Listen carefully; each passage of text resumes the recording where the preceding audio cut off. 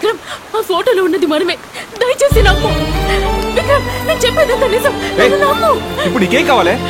నువ్వే నాకు కావాలి, నువ్వే నాకు కావాలి, నువ్వే నాకు కావాలి. నీకోసం ఎదురు చూస్తాను. నువ్వే నాకు కావాలి, నువ్వు నాకు కావాలి విక్రమ్. సర్వా ఎక్కడున్నావు? విక్రమ్, నువ్వే నాకు కావాలి.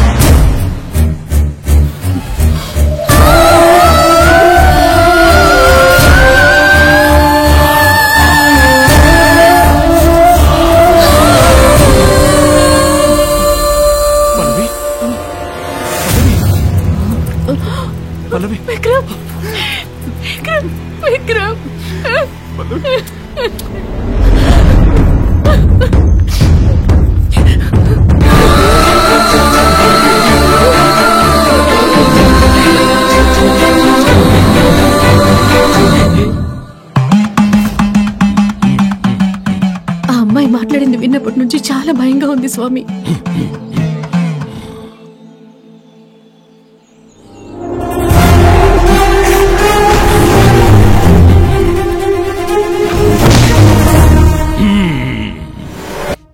అది అమ్మాయి కాదు, పాము. 25 సంవత్సరాలుగా ఎలాగైనా సరే నీ భర్తని పొందాలని కసితో ఎదురు చూసి ఒక ఇచ్చాదారి పాము మాయలో నీ భర్త చిక్కుకున్నాడు. ఇంకొద్దిసేపట్లో ఆ ఇచ్చాదారి పావు నీ భర్తతో కలవబోతోంది. అదే గనక జరిగితే వాడు ఇచ్చాదారి పావుగా మారిపోతాడు. నా ప్రాణాలకి ప్రమాదం ఉందని మేం మిమ్మల్ని కలవడానికి వచ్చాం. ఇప్పుడు ఆయన ప్రాణాలకి ప్రమాదం అంటే ఆయన ఎలా కాపాడుకోవాలి స్వామి?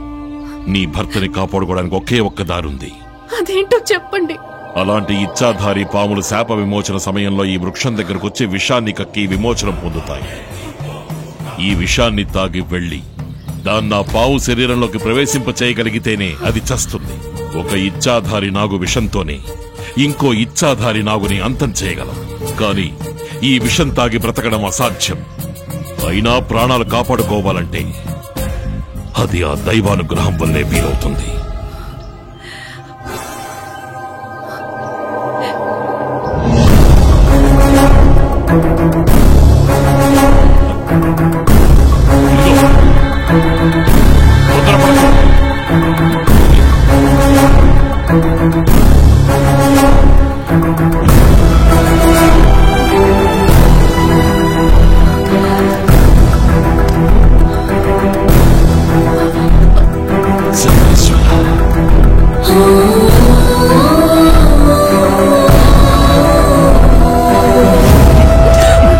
ఏంటి పిచ్చి పని?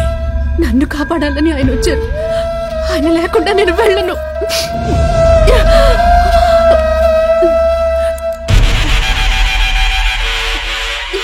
ఈ తాయెత్తు నీకు రక్షగా ఉంటుంది.